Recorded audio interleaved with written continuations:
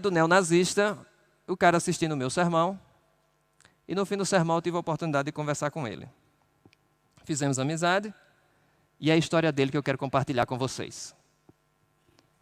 Nasceu num lar cristão, mas aqueles crentes, e você sabe como é, vai à igreja 3 vezes no ano, né? Vai no Natal, vai na Páscoa, e talvez num batizado ou num casamento. Só que a mãe dele o espancava muito. E devido a essas brigas constantes, essa violência dentro de casa, um dia ele, criança, fez uma pequena oração e disse: Senhor, se tu existes, livra-me dessa violência. E Deus não respondeu a oração dele. Ele então foge de casa. E quando você não encontra amor dentro de casa, quando você não encontra compreensão entre as pessoas que você aprecia, você vai procurar lá fora. Então isso é uma mensagem muito forte para a igreja hoje e para a família hoje. Se o teu filho ou membro da tua igreja não está encontrando amor dentro da igreja ou dentro de casa, ele vai procurar lá fora. E creia-me, o diabo vai encontrar um local para ele. E então aquele jovem encontra amizade no meio dos neonazistas. E ali começa a crescer naquele grupo e se transforma num líder, de um dos líderes do movimento neonazista dentro da Alemanha. Começa a se envolver em brigas, em lutas, e em determinado momento ele está numa demonstração neonazista e ele fere um policial. E por ter ferido o policial, ele vai ser então processado. E nesse momento ele foge da Alemanha, se esconde em outro país, e ali ele consegue então, depois de um tempo, ter um acordo para voltar para a Alemanha e responder em liberdade o caso. Quando ele volta para a Alemanha, ele conhece um adventista do sétimo dia. E o adventista do sétimo dia convida aquele neonazista para vir à igreja. E o neonazista ficou assim: o quê? Igreja? Aí disse: eu vou à tua igreja se você for comigo às reuniões dos neonazistas. Se você fosse convidado para uma reunião de neonazistas, você iria? Para que o outro fosse à igreja contigo? E aquele irmão da igreja respondeu que iria. Eu vou contigo à reunião dos neonazistas. E então, primeiro, o neonazista foi à igreja adventista. E quando chegou na igreja adventista, a primeira impressão dele foi aquele negócio lá: ô, feliz sábado, olá, irmão, ô, querido. Ele começou a achar o povo muito inocente, muito iludido. Esse povo é muito bobo, eles não entendem a realidade desse mundo. E então ele teve uma ideia. Ele disse: eu vou fingir que sou adventista do sétimo dia, para que no dia do meu julgamento, o juiz reduza a minha pena. E começa a frequentar a igreja adventista do sétimo dia. Comprou uma lição da escola sabatina. Começou a fazer coisa que tem muito crente que não faz. Chegava na igreja todo sábado: ô, feliz sábado, irmão, como é que está? E vamos discutir a lição da escola sabatina. Tudo fingido. Chegou o dia do julgamento. Metade da igreja entra no local do julgamento para assistir. Ele então, na hora que o julgamento vai começar, ele se levanta e diante do juiz diz: Senhor juiz, eu mudei de vida, eu sou agora um adventista do sétimo dia.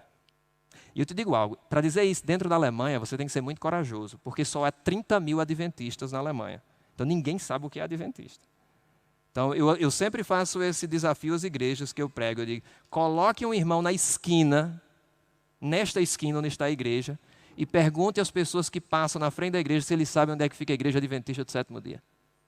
E eu te garanto que nem 50% saberá. Porque ninguém conhece. Mas aquele homem teve essa coragem de, diante de um juiz, dizer: Senhor juiz, eu mudei de vida, eu agora sou um adventista do sétimo dia. O juiz olha para ele e diz o seguinte: por causa da tua decisão, eu vou te livrar de todas as penas. Você está livre. Naquele momento,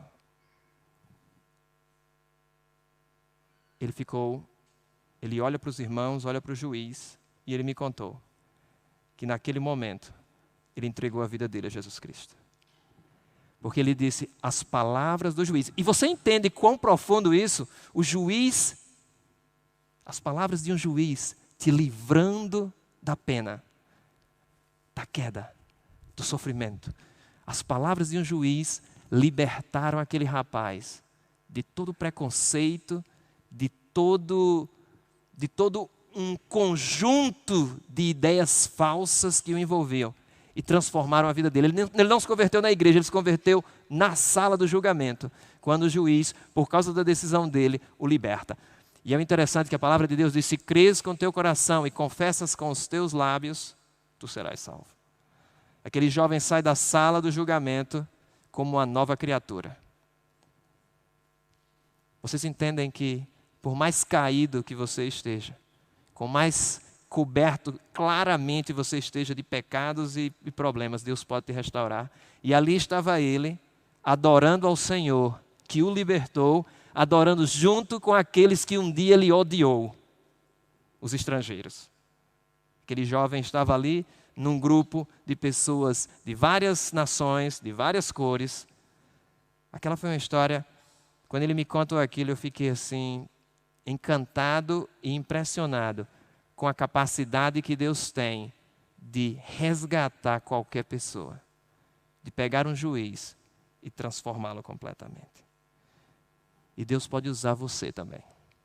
Você que um dia caiu, você que um dia que foi criado para um tremendo trabalho, Deus pode te restaurar novamente. Mas vocês sabem de uma coisa? Os 2 primeiros capítulos da Bíblia, os 2 primeiros capítulos de Gênesis mostram um paraíso, tudo perfeito. Capítulo 3 começa a queda e começam os problemas. E esses problemas se arrastam. E somente nos 2 últimos capítulos da Bíblia nós vamos encontrar o paraíso restaurado e uma vida perfeita novamente. A Bíblia fecha o círculo. No meio do caminho, nós só vamos ter problemas, dificuldades, quedas e sofrimento. Mas a Bíblia declara que o justo cairá 7 vezes, mas se levantará. Quando eu conheci aquele neonazista, ele estava, na verdade, voltando para a igreja. Porque quando ele se converte no julgamento e começa a frequentar a igreja, sabe o que aconteceu? Aparece uma jovem muito bonita, quando ele já estava frequentando a igreja, ele se apaixona por essa jovem e, ao ir se mudar para morar com aquela jovem, ele descobre que aquela jovem era uma satanista. Você pensa que essas coisas só acontecem no Brasil e na África? Não, mas acontece dentro da Alemanha. Há satanistas lá. Enquanto nós vivermos nessa terra, nós teremos problemas seríssimos. E ali ele viu a vida dele começar a ser destruída novamente. Aí foi quando ele percebeu que o diabo o tentava puxar novamente para fora daquele ambiente onde Deus estava transformando a vida dele. Agora, ele, quando percebe isso no fundo do poço, ele então tem forças para se levantar e sair daquele relacionamento e tentar voltar para a igreja. E foi naquele contexto que eu o conheci, com o desejo de voltar para aquele lar. Eu imagino quantas vezes Adão e Eva devem ter se aproximado do jardim e olhado de longe. Por que eu fiz? Quantos lares já foram destruídos? Quantas vidas desperdiçadas? E a gente olhar para trás e ficar pensando, por que eu abandonei tudo isso? Por que eu deixei tudo para trás? Mas o nosso Deus, aquele mesmo que criou, Ele pode recriar. E a minha oração hoje é que, se você perdeu o paraíso que Deus criou e tinha planejado na tua vida, e você está com a sua vida destruída, o primeiro capítulo de Gênesis, quando fala, e havia trevas, e a terra era sem forma e vazia, define muito bem a vida de muita gente que eu conheço.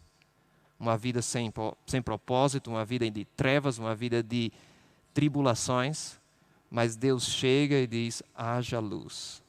E se com uma palavra, aquele juiz pôde transformar a vida de um neonazista completamente, Deus, sem dúvidas, pode transformar a tua vida também, e a vida de qualquer pessoa.